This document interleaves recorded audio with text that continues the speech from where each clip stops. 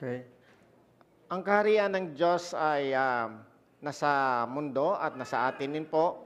Ngunit alam po natin na according to the Bible, ang office ni Jesus Christ ay mayroon siyang tatlong authority or position of authority or position na sa kanyang service. Ito po ay nahati sa tatlo. Una po, siya ay isang propeta.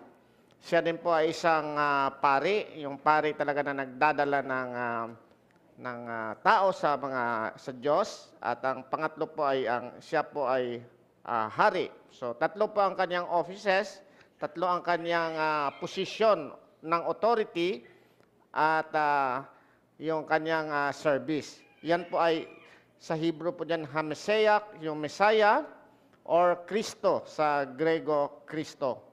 So, si Jesus Christ po ay siya ang ating Kristo. Siya yung ating Messiah, siya yung ating mediator, siya yung ating tagapamamagitan.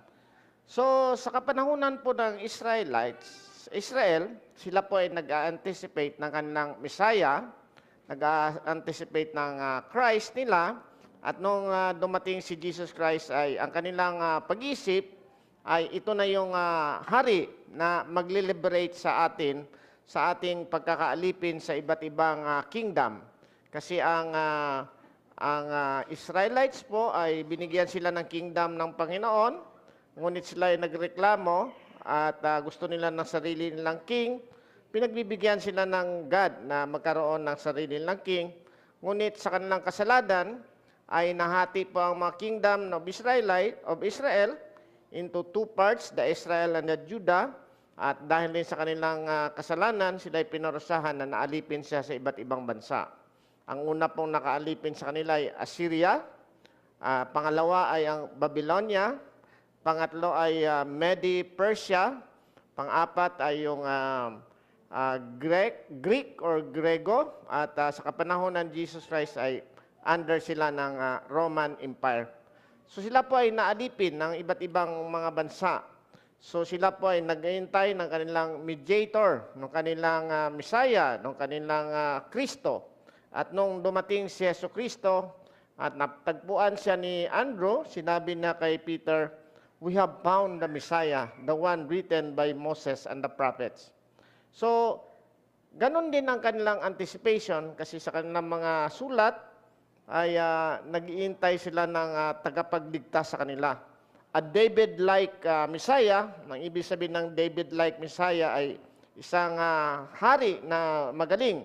Kasi sa kanilang history, si David po ay hari na napakagaling, walang talo, lahat ng kalaban talo. So sabi nila, "We have found the Messiah." "Peter, we have found the Messiah, the one written by Moses and the prophets."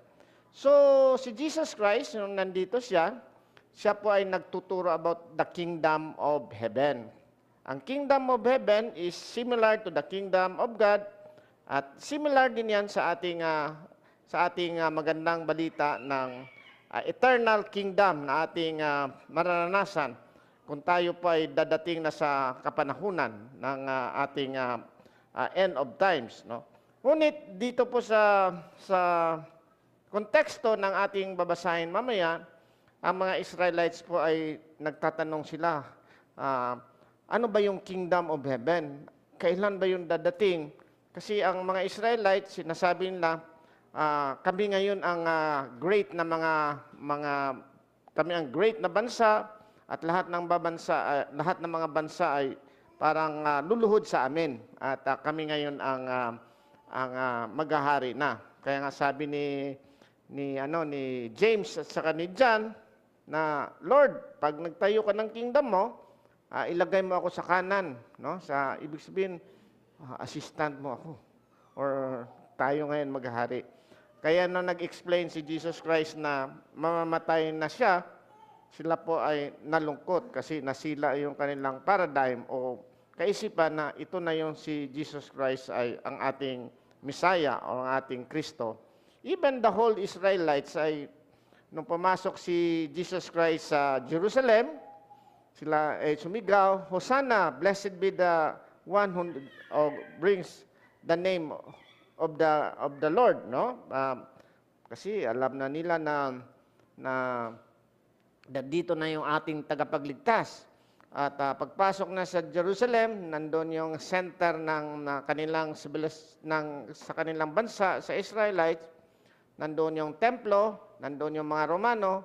Akala ng mga Israelites ay pupunta si Jesus Christ sa mga Roman soldiers at tatalunin niya. Ngunit siya ay pumunta doon sa mga Pariseo, sa mga pari, at parang nirebuke niya yung about sa kanilang spiritual standing, no? At nandoon yung sa religion rather than the political side. So dito po ay pumunta si Jesus dito, in-explain niya yung kingdom of heaven. Ito po yung ating babasahin sa umagang ito at ito po yung ating tatalakayin. So buksan po natin muli ang ating mga Biblia sa Matthew chapter 13, verse 44 to 52 ang ating babasahin. At bilang paggalang ng salita ng Diyos, tayong lahat ay tumayo, babasahin po natin. This is in New King James Version in English. Matthew chapter 13, verse 44. Again, the kingdom of heaven is like treasure hidden in a field, which a man found and hid. And for joy over it, he goes and sells all that he has and buys that field. Again, the kingdom of heaven is like a merchant seeking beautiful pearls, who, when he had found one pearl of great price, went and sold all that he had and bought it. Again, the kingdom of heaven is like a dragnet that was cast into the sea, and gathered some of every kind, which when it was full, they drew to shore, and they sat down and gathered the good into vessels, but threw the bad away. So it will be at the end of the age. The angels will come forth, separate the wicked among the just, and cast them into the furnace of fire. There will be wailing and gnashing of teeth. Jesus said to them, "Have you understood all these things?" They said to him, "Yes, Lord."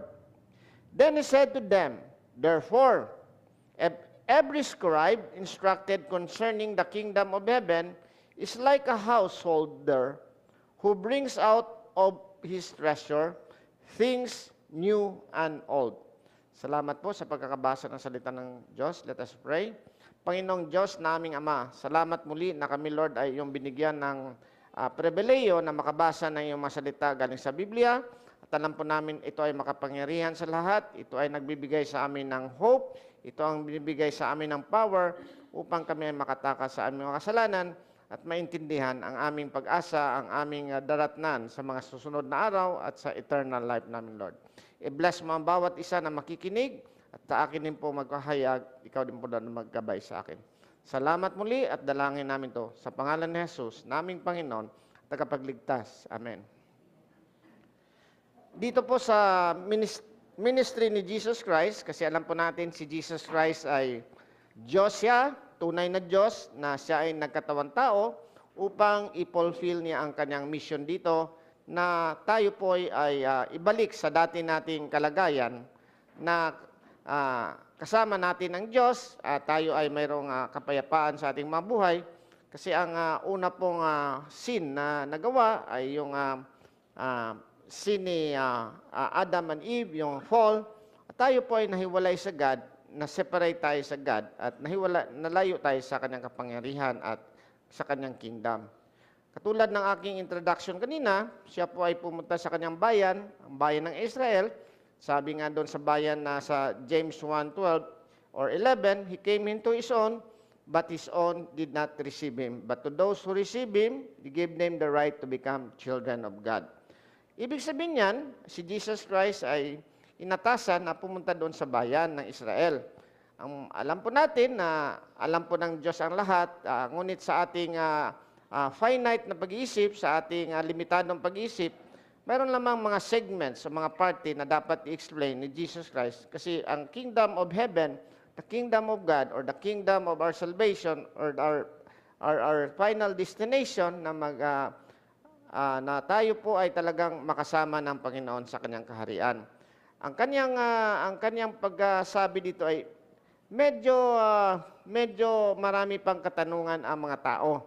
Kasi they're expecting, ano ba yung kingdom? So, sa, sa, sa Matthew 13, siya po ay nagsasalita tungkol sa mga parables or mga talinghaga. Kasi siya po ay sa kanyang pagmiministry, after 30 years, nung siya ay lumakad sa iba't ibang lugar ng Israel, siya po ay nagpapaliwanag tungkol sa kanyang pagpunta dito sa lupa. Ngunit siya ay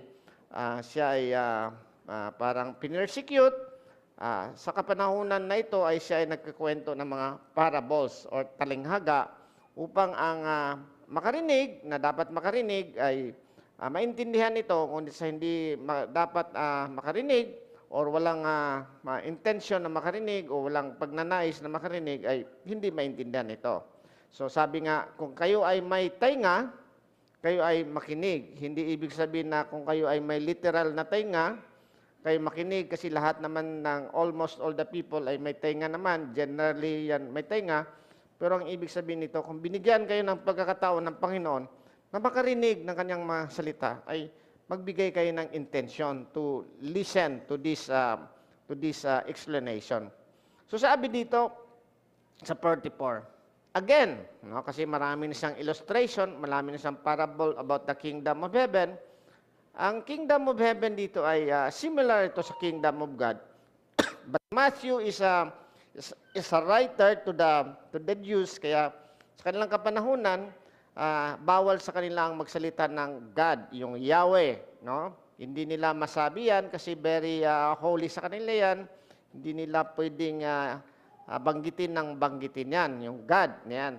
So, even sa kanilang pagsusulat, sa Biblia, bago nila maisulat yung word na Yod, He, Bab, He, ay maghugas mo na yung scribe at isusulat lang niya, Yod, He, Bab, He, na 4 na tetragrammaton na word, YHWH, Yod, He, Bab, He, or Yud, He, Waw, He. So, ililib ng mga ordinary scribes yan, yung party na yan ay Yahweh, para lang mayroong special na scribe doon, na kanyang pagsusulat doon ay tama talaga yan. So, pag ang audience mo ay na mga Israelites, mga Jews, hindi ka basta-basta makapagsalita ng God or Yahweh, na very sacred yan sa kanila. Kaya ang ginamit ni Matthew, the kingdom of heaven, but it is similar to the kingdom of God, or in our stage, the kingdom of eternal, or yung paghahari ni Jesus Christ sa ating mga buhay. Sabi niya, the kingdom of heaven is like a treasure hidden in a field, which a man found and hid, and for joy over it, he goes and sell all that he has, and buys that field. So ang una pong parable dito ay ang kingdom daw ang heaven ay parang treasure na napakagandang treasure, parang gold or mas mahal pa sa gold na nakabaon doon sa field. Tapos accidentally ito ay nakita ng isang tao, no? At itinago ito, at pagkatapos ay umuwi siya at binenta niya ang lahat ng kanyang mga kayamanan at binili ang buong field. So, ang pag nag-analyze po tayo ng parable, hindi po lahat ito ay parang kunin natin ang aspeto ng mga parabolo. Mayroon lang isang specific dito na mga theme, no? Kasi sabi, bakit tinago? Di ba dapat pag nakita natin yung magandang balita ng kaligtasan ay dapat ipamalita natin? Pero ang point dito sa parable na to, this is an important thing. This is a very important aspect sa ating mga buhay. At kung accidentally nating makita, ay pwede nating ibigay lahat ng ating kayamanan, benta lahat ng kayamanan, at ibili natin ito. Marami nga akong mga Bible study, mayroon din akong Bible study. Bakit ibenta natin lahat ng ating mga ari-arian? So, hindi rin yan ang konteksto doon, kasi sabi na, maubos na naman ang aming kayamanan noon. Hindi din ganoon. Ang pinakita dito, very important ito na pwede mong i-exchange lahat ng parte ng iyong buhay. No? So, this one is accidentally natagpuan mo. Ngayon, mayroong pangalawa na hinahanap ng mga tao. No? Verse 45. Again, the kingdom of heaven is like a merchant seeking beautiful pearls, who when he had found one pearl of great price, went and sold all that he had and bought it. So, ganun din. Very important din na nung nakita ng tao, merchant, yung isang negosyante, ay binenta din niya lahat ng kanyang ari-arian at binili ito. This time, it was not accidentally found. Unlike the first one na accidentally found, this one is, ang tao po ay naghahanap ng great pearls. Hindi nga niya alam kung ano yung pinaka-great pearl of great price, pero naghahanap siya ng object na to na of great value. So dalawa po ang aspeto sa ating mga buhay na matatagpuan natin ang magandang balita ng kaligtasan about the kingdom of heaven, about Jesus Christ. Number one, biglang tayong matisod doon. Ano ibig sabihin? Matisod. Bigla kang naglalakad. Bigla kang natisod na nalakaran mo yung great treasure. So, napakaganda nitong treasure. Pero wala kang intention to look for it. Parang ano lang siya, nag-aararo lang siya, tapos biglang natamaan niya yung isang treasure, nakita niya, no, accidentally. Ganon din sa ating mga buhay. Minsan wala tayong intention to really study the Word. Parang wala tayong intention na makita natin ito. Ito ay parang ano lang, ito ay parang na-intention na accidentally lang natin. Halimbawa po, isang practical application. Ikaw ay pumunta sa isang lugar, tapos may nag-Bible study doon. Nakarinig ka. Tapos, napakagandang balita pala yung about kay Jesus Christ. Wala kang intention. Wala kang intention na hanapin yon. Pero natagpuan mo lang siya. Pero itong pangalawang parable ay may intention yung tao na maghahanap.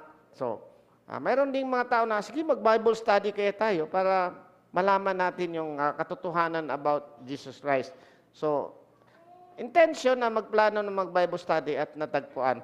Pero ang point dito, Jesus Christ told two parables with one point lamang na very important.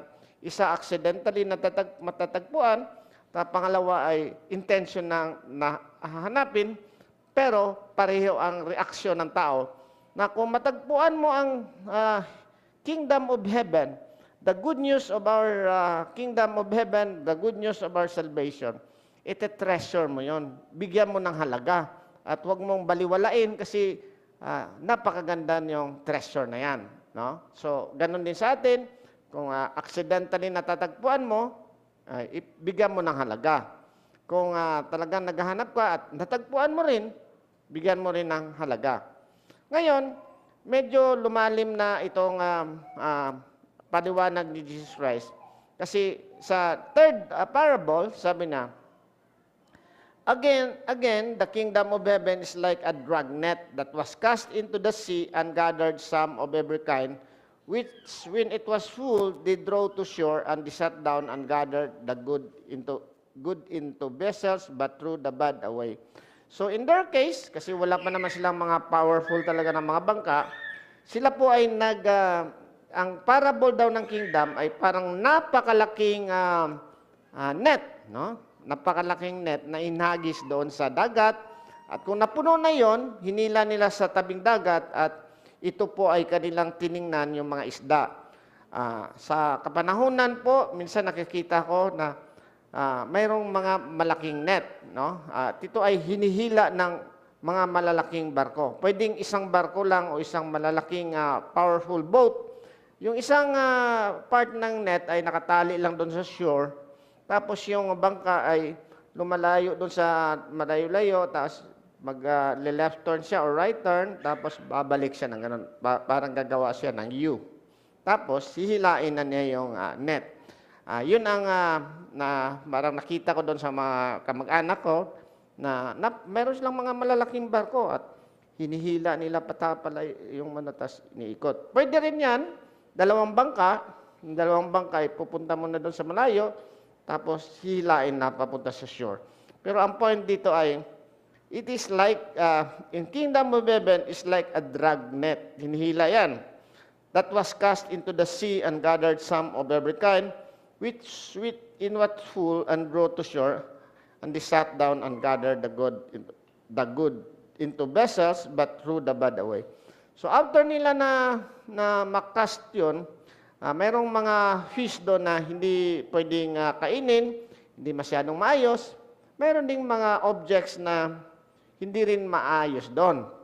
Mayroon ding mga magagandang isda, at iyan ay kanilang ito-throw into the vessel.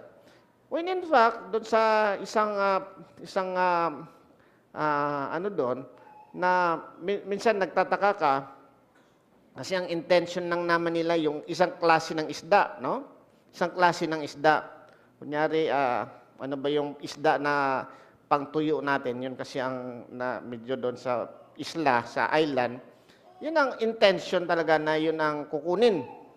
So, minsan pag may humalo doon na ibang isda, parang hindi nila, nilalagay nila sa iba't ibang container, at minsan pinamimigay na nga yan or something. Kasi ang intention lang talaga doon, yung klase ng isda lang na gusto nila. No? Pero magtataka ka, bakit nag-reject yun? Napakagandang isda. Pero hindi yan ang intention, yung specific kind of fish. So, yun lang din ang hindi natin matitiyak sa ating pag-iisip. Bakit naman yun, napakabuting tao, ay hindi siya nakapasa or something like. No? Kasi mayroong specific na ganun din na criteria. Sabi dito, lumalim na ang pagtuturo ni Jesus Christ dito. So it will be at the end of the age. Ano ba yung end of the age? Ito yung panahonan na dadating na ang Diyos ng anak ng tao. Yung binasa natin sa Daniel 7 na dumating na yung Son of Man, at yun ang yung maghuhusga sa atin. Maghuhusga sa atin. Kasi alam po natin, kung pa-fast forward na tayo dito, it is about the second coming. Wala pa naman sa paradigm ng mga Hudyo ang second coming. Kasi nandun pa sa harapan na si Jesus Christ. Pero this is the time of the second coming of Jesus Christ. That He will be a judge and a king. Hindi na ito maamong tupa na pwede mong saktan. Kasi yun ang purpose ni Jesus Christ sa kanyang first coming, na He have to suffer first before He will have His glory. Kaya nga, nung namatay si Jesus Christ, may dalawang alagad, papunta sila sa Emmaus, sabi na, hindi mo ba alam na mayroong isang tao dito na akala pa naman namin, ganun ang kanilang akala pa naman namin, siya ang magle-liberate sa amin, sa aming pagkakaalipin. Sabi ni Jesus Christ, "Oh foolish one," doon sa Luke 24, hindi nyo ba alam ng Kristo ay dapat magdusa muna bago maibigay ang kanyang glory? At nagkaroon si Kristo ng panahon na for 11 kilometers, siguro from here to Dasmariñas, lampas pa, bago mag-SM or SM, something like that. Basta 11 kilometers, naglakad sila at nagkaroon si Jesus Christ ng pagkakataon na pakita kung ano yung Kristo sa pamagitan ng kanyang paghihirap. Siguro, pinakita niya yung Isaiah 53, na ang Kristo ay mamatay para sa ating transgression o maparusahan para sa ating transgression. So, this is about the second coming. No? So, it will be at the end of the age. The angels will come forth, separate the wicked from among the just. So, yung mga masasama at yung mga matuwid. No? So, alam po natin sa ating pagtuturo na pag-aaral na matuwid ay yung binigyan ng katuwiran ni Jesus Christ. No? The just, because the just are the one who declared righteous. Ang mga wicked, they cast them into the furnace of fire. Referring yan sa mga tinuturo din ni Jesus Christ na hell, na lake of fire or something na nagdurusa mga tao kasi there will be wailing and gnashing of teeth, no? Mayroon pag nag-umiyak at yun ang isang symbolism ng hell.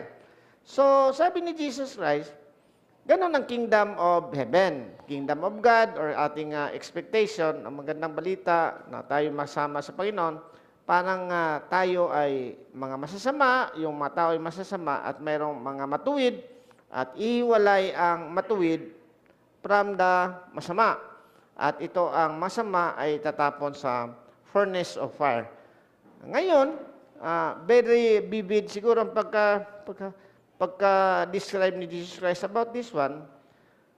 Tinanong niya ngayon ang mga tao, no? Sabi nito sa 51, Jesus said to them, "Have you understood all these things?" So sabi ng naintindihan niyo ba ang mga bagay na ito? Kasi ang parable ay mayroong mga part na hindi maintindihan at yung nakakaintindi, mapalad ang nakakaintindi. At mapalad din tayo na sa situation na yon kasi di natin nakita si Jesus Christ, ngunit tayo po ay nanampalataya sa Kanya na siya ay tunay na God, tunay na tao, at siya ay pumunta dito upang iligtas tayo sa ating mga kasalanan.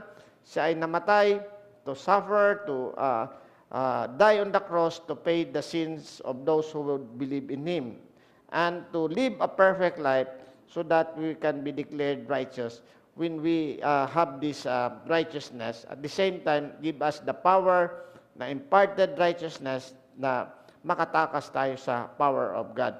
So, tinanong niya ang mga tao, "Have you understood all these things?" They said to Him, "Yes, Lord."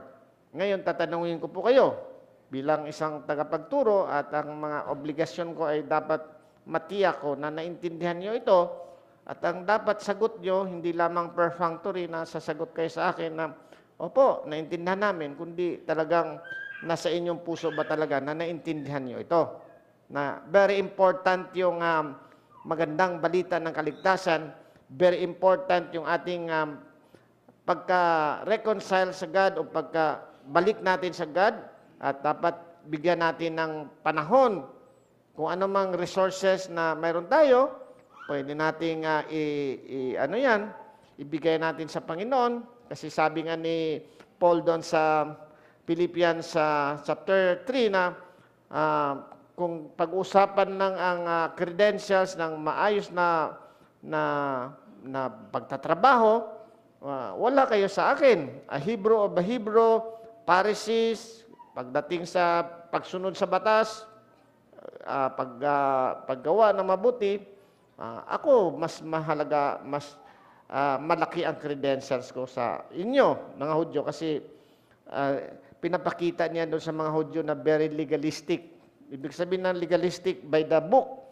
Sabi ni, kung pag-uusapan ng ang tungkol sa qualification, mas qualified ako sa inyo. The stock of Benjamin, Hebrew Pariseo, pagsunod, talagang zealous. Pero sabi na, but when I found, nang nakita ko ang katuwiran na galing kay Jesus, ay tinuring kong basura ang aking mga credentials na yan at tinapon. So, we have to make sure na naintindihan ito natin, ang ating kaligtasan, na hindi tayo naliligtas sa ating paggawa ng mabuti, dahil sa ating tayo mabuti, ngunit naintindihan natin na tayo ay nagligtas dahil sa ginawa ni Jesus Christ. At kung sino si Jesus Christ, at the same time, we're regenerated. Tayo ay nakatakas na sa pagkakaalipin sa atin at binigyan niya tayo ng kapangyarihan upang makatakas sa ating mga kasalanan. Although we're not perfect, but dapat ang ating direction ay nandito. So ang point ni Jesus Christ dito ay, do you understand all these things? Naintindihan niyo ba ito? At tatanungin ko ngayon, naintindihan niyo ba ito? Dapat ang sagot niyo, yes, Lord. Hindi naman, sumagot kayo sa Panginoon kasi ang Panginoon ang nagtatanong dito. Yes, Lord. Ngayon, Kung hindi pa nakakaintindi, pwede tayong umupo sa isang lugar at itanong natin talaga kung ano yung kaligtasan at yung kaharian na dapat nating matanggap. Kasi si Jesus Christ ang ating King, siya ang ating Lord and Savior. Ngayon, to those who understand, ito ngayon ang maganda rin, no? Then he said to them, verse 52, therefore, every scribe instructed concerning the kingdom of heaven is like a householder who brings out of his treasures things new and old. Anong ibig sabihin ng new and old? Bago at luma. Sabi niya, kayong mga scribes, kasi ang audience dito, mga scribes. Ang scribes po ay yung maayos yan sila sa mga batas. Mga lawyers yan sila. Sila yung nagsusulat tungkol sa pagsulat sa Bible. So, kabisado nila yung mga sulat ni Moses, ng mga propeta, sulat ng mga instruction, pagsunod sa batas, something na. Concerning the kingdom of God, kayong mga scribes na mga matatalino, marami kayong mga pag-iisip kung paano talaga makuha itong napaka-importanting bagay. Katulad yan ng isang owner of the house na nilabas niya ang kanyang lahat na treasure. Luma, bago at luma. So, for the context muna dito, bago yung practical application. Ang ibig sabihin ni Jesus Christ, kayong mga scribes, narinig nyo na ang tungkol sa Old Testament, narinig nyo na tungkol sa mga kaparaanan about kay Moses, gamitin nyo yan. Hindi nyo pwede old yan eh. Hindi nyo pwedeng i-abandon yan. Kaya tayo, hindi natin pwedeng i-abandon ang law. Kasi the law is holy. Kasi sabi, wag na yung law. Kasi paano natin malalaman kung kasalanan kung wala tayong law? Ganun ang sabi niya sa scribes. Do not abandon your knowledge. Do not abandon, huwag niyong itapon yung mga natutunan nyo. Pero dapat tingnan nyo rin ang mga new learnings. New learnings about kasi kailangan malinaw na malinaw sa atin na ang ating kasalanan ay na i-highlight yan to the sin. And ang pinaka-importante din about the coming of the Messiah, which is Jesus Christ, na you cannot abandon all your knowledge about these things, pero nandito na yung new covenant about the Jesus Christ. So, sabi niya sa mga scribes, huwag niyong i-abandon. No? Gamitin niyo kung anumang kaparaanan na maipaliwanag niyo yung kingdom of heaven. Gamitin yung mga batas, gamitin yung mga sinulat ng mga propeta, gamitin yung mga temple, gamitin niyo rin ang mga new na I am the Christ, the coming one, at ang kaligtasan ay nasa akin. Ngayon naman, in practical application naman sa atin, siyempre, meron tayong mga old knowledge. No? Meron tayong mga old knowledge at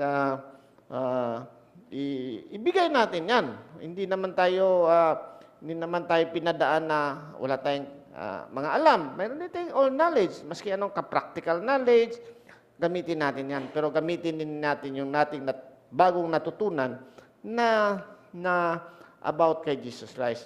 Sa isang Bible study nga namin ay sabi, sige, new and old things, ilabas na. Yung mga lumang brief ko doon, ilabas ko na. Sabi ko, hindi naman ganun ang literal dito. Pwede rin sabihin nyo, yung mga luma yung mga treasure na nakuha nyo nung bata pa kayo, gamitin nyo yun.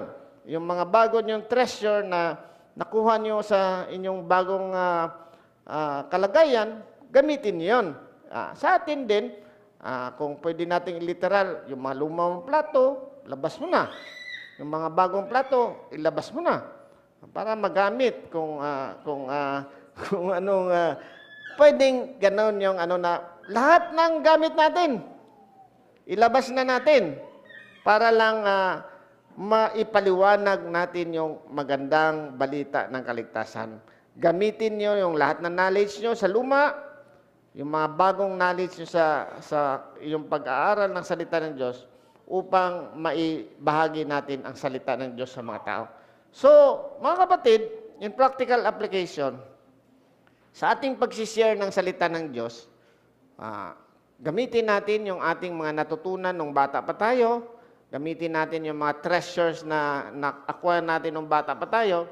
At gamitin din natin yung mga natutunan natin ngayong matanda na tayo at nung tayo ay Kristiyano. Kasi sabi ni Jesus Christ, therefore, every scribe instructed concerning the kingdom of heaven is like a householder who brings out all these treasured things, new and old. So, lahat ng kaparaanan, kung magtumbling man kayo, kung paano nyo imbitahin yung mga kapitbahay nyo, kung paano nyo isi-share sa kamag-anak nyo, gawin nyo. Gawin nyo kung ano mang kaparaanan, new and old things, so that we can share the gospel of Jesus Christ. That is the message for us sa mga natututo na. Huwag tayong, ay, wala naman akong alam. Mayroon kang alam.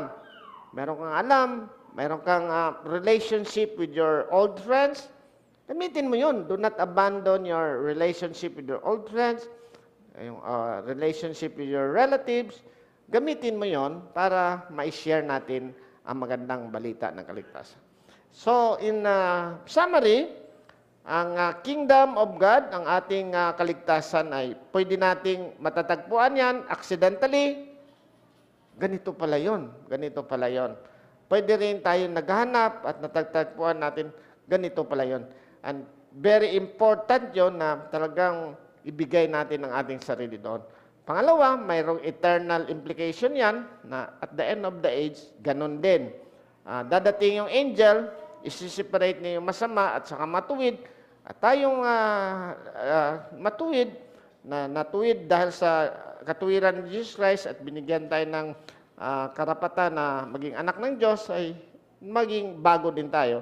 Ang importante na gamitin natin ang lahat ng ating resources upang ma-share ang magandang balita ng kaligtasan sa mga taong hindi pa nakakahanap ng kanilang kingdom or kanilang salvation sa Panginoon. So kung mayroon pa po dito na hindi pa po naintindihan ito, pray to God na lahat tayo ay maintindihan na tayong lahat ay makasalanan, kailangan natin magsisi sa kasalanan at tanggapin natin si Jesucristo na ating Panginoon at tagapagligtas. Tayong lahat ay tumayo at tayo manalangin. Panginoon naming Diyos, naming Ama, salamat po Lord na meron kaming Biblia na aming binasa upang maintindihan namin, Lord, ang tungkol sa kaharian mo, Lord, na ibibigay sa mga nanampalataya kay Jesucristo. Alam po namin, Lord, na ito ay grace sa amin na maintindihan namin ito, hindi sa dahil magaling kami, hindi dahil matalino kami, kundi ito ay grasya ng Panginoon na sa aming pakikinig o pagkakataon na kami ay makarinig na intindihan namin ito, Lord. At kami ay magpakumbaba, magsabi na kami ay makasalanan at tanggapin ka, Lord, bilang aming Panginoon tagapagligtas. I-bless mo rin po ang bawat isa na magkaroon ng boldness, magamit ang old things and new things on their position so that we can share the gospel to others. Salamat mo, Lord, at dalangin namin ito. Sa pangalan ni Jesus, naming Panginoon at tagapagligtas. Amen.